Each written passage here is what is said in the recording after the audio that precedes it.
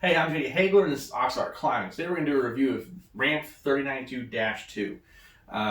We're also going to remind people that I'm still here. I am still making videos, but I'm about to finish up a climbing book for our local crag, and that's a little bit higher on my priority list than pushing out videos that I don't get much for in return, which is fine. I enjoy pushing them out, but the book's a higher priority right now. So when I've got that block of time to get on the computer and work on stuff in between, raising 3 boys and working a full-time job and getting to go climb, I'm probably going to work on the book, not editing videos. So once that book gets pushed out, then the videos start coming back, and I've got some other stuff in the pipeline, some foam reviews. I want to talk about screw-ons, some of the different stuff going on, and we'll start pushing that out. So there's stuff coming.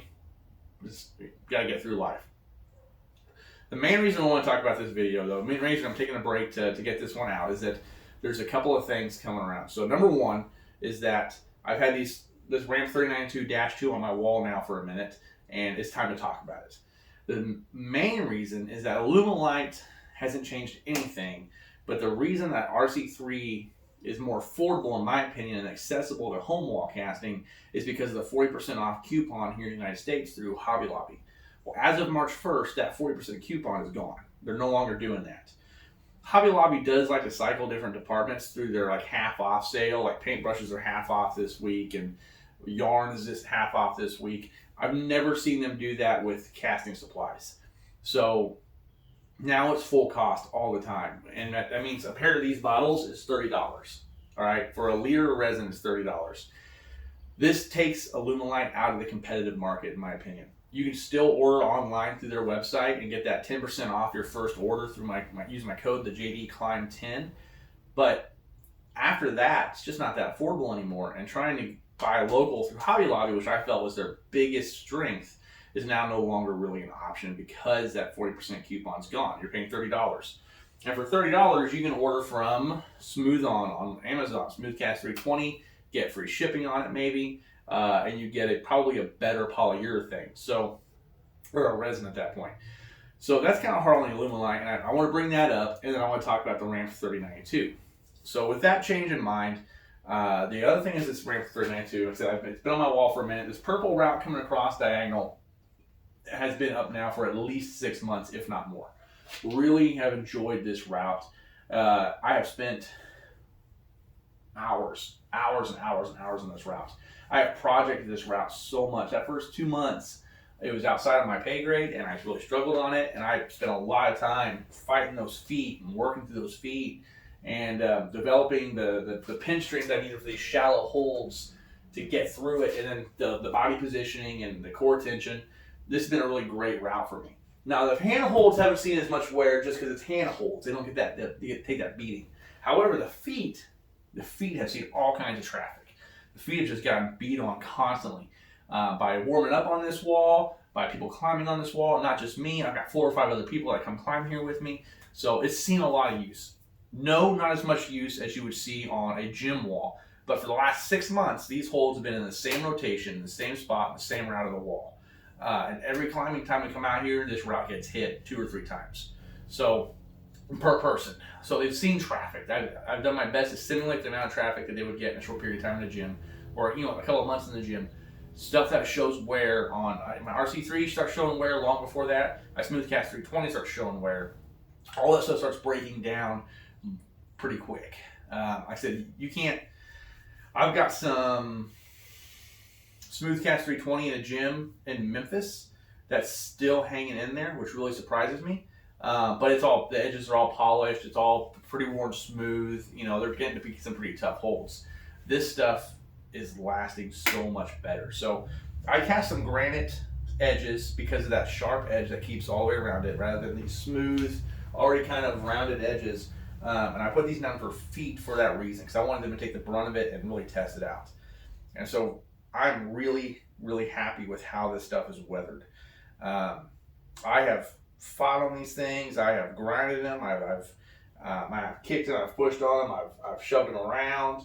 I've probably lost more money in my shoes than I have in wear on these holes. I have treated these holes like garbage, trying to get any kind of noticeable wear in them, and I'm just not really seeing it. right? Maybe just slightly, but it's kept that edge. It still has that grip, still has that texture. It's not polishing out. It's not getting a bunch of holes in it where moisture got into it. It's just really hanging in there. The other thing is that this has got about 1/4 inch, not even that, of polyurethane underneath the washer. It's a very thin hold. This should be a screw-on in any other circumstance. But when I shaped it, I did it as a bolt. Most of my smooth-on or RC3 holds, just like this, pop that washer out pretty quick. It starts warping out and then pops. Then they turn into screw-ons pretty quick. These aren't even warping hardly. I could be able to pick it up under some industrial equipment, be able to check that surface. But to the naked eye, I'm not seeing any warping. I'm not seeing any splitting or creasing. This washer's not coming out right now. I'm really pleased with how this has turned out, especially with the pressure coming off and trying to peel it off the wall. Really pleased with how this thing is lasting. So, 3092-2. When it first came out, it foamed super bad. You can see all this like swelling up and out of here. It's really soft. You can indent it with your fingernail. I got it dialed down to where it didn't foam quite as bad, but it's still super soft. And I told Bill Molitor, who's the Rampf representative, and I said, between 3080 and the 3092, the 3080 is so much more moisture resistant that it can take that kind of beating. So the homeowner can cast it downstairs or in their shed, as long as they're not in the pouring rain. They can cast it and probably get their holds out in pretty good quality, and it's going to last for a while. So this 3092, I'm casting in an air-conditioned room, trying to get as much moisture out of the area as I can without just like straight up running into a humidifier in a sealed area, and it's still foaming like crazy and super soft. I cannot recommend this to your home wallers.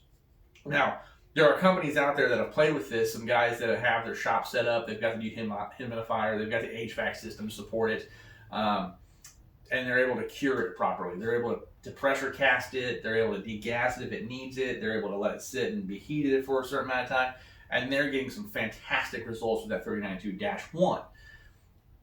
But for a home waller who doesn't have access to that kind of thing, that's why some of the stuff like the RC3 and the Smoothcast 320 and now the Rampf 3080 was so enticing, because it was so much more forgiving for those environments. Well, the 3092 now, I think, has met that threshold. That 3092-2 is supposed to be the tougher version of the 3080. It's supposed to be a little bit more out there, a little more longevity to it. And again, early on, my complaint was that it just wasn't home wall friendly or home casting friendly.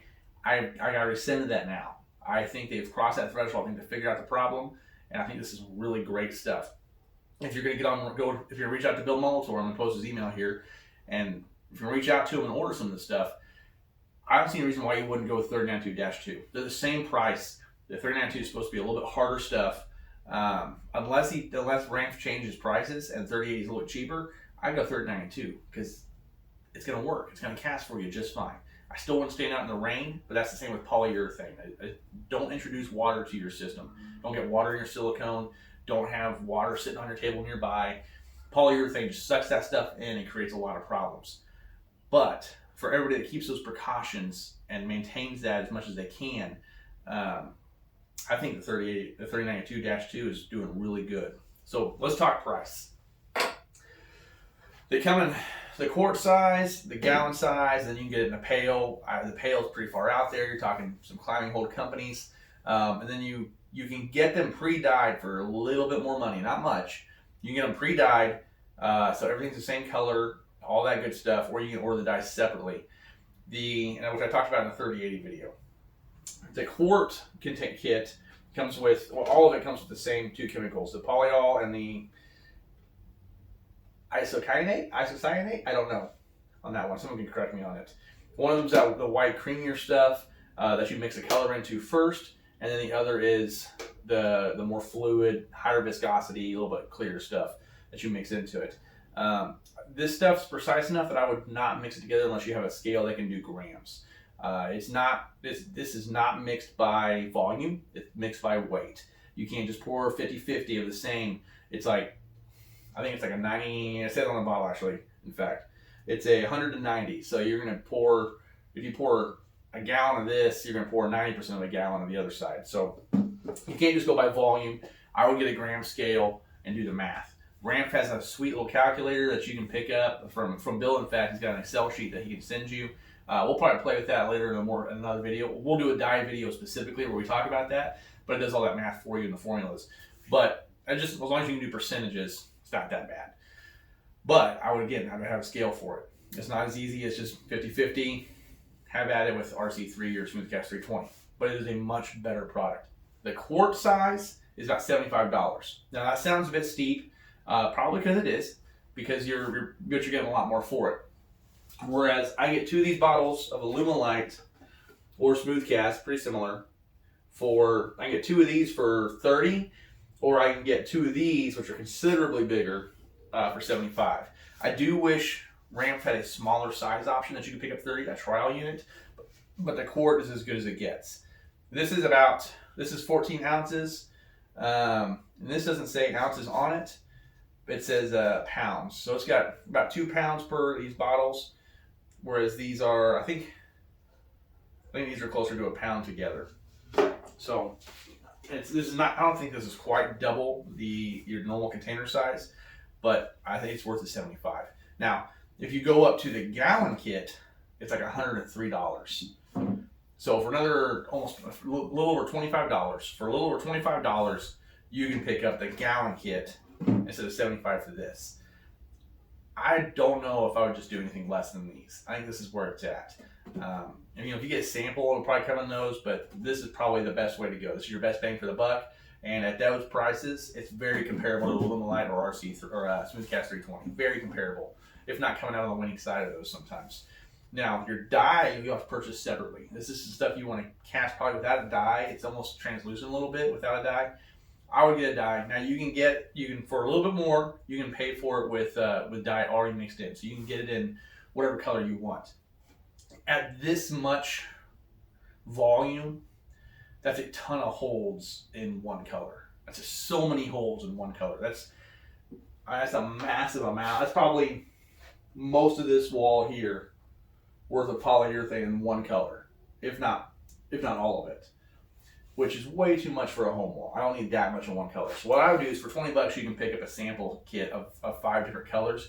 Pick the colors you want and mix them in. It's really forgiving as far as mixing the dyes. And it's not like RC3 or Smoothcast 320 where that dye gets everywhere and dyes everything and you just never get the color back. It's not nearly as bad as that. They are a little messy still because of the containers they come in. They're not dropper bottles. But as far as getting the colors right, it's super forgiving. They don't have that an extra drop here makes it much darker or much lighter if you don't get the right number. This stuff's always the same.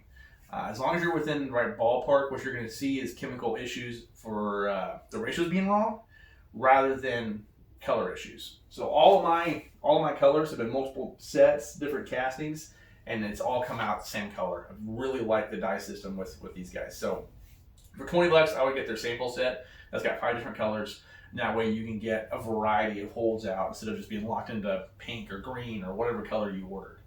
So that's where I would go with that. A little bit steeper in cost, but absolutely worth it. Much higher quality stuff. Very pleased with this. I'm really glad that when I reached out to Bill and said, these are my issues with 3092-1 and why I can't recommend it at this time, and he took that feedback to his guys and he said, we need to fix this. They got it fixed, sent me the next edition, and I'm very pleased with it. This is some fantastic stuff. I'll get some close-ups of these edges so you can see them, but this is some great material. And I think for the home wall caster, this is grade A stuff. This is where it's at. I would still recommend getting some kind of legal protection as far as if you're going to sell these holds. Look at some insurance and stuff like that so that it doesn't come back on you negatively. But if you were to open a company, I think this stuff's where it's at. I think this is where the direction you would go. So reach out with any questions, comments, anything like that. If you want to look at ordering this stuff, email Bill Molitor at rampfgroup.com. I'll post a link to his email right here. He's also on our DIY Facebook page quite a bit. Real friendly guy. Definitely very happy that he hopped into the group and started pushing Rampf's products out to us because I think it's been a world of difference for the quality of stuff we've been able to put out. So thanks, Bill, and thank you guys for watching. You guys have a good day.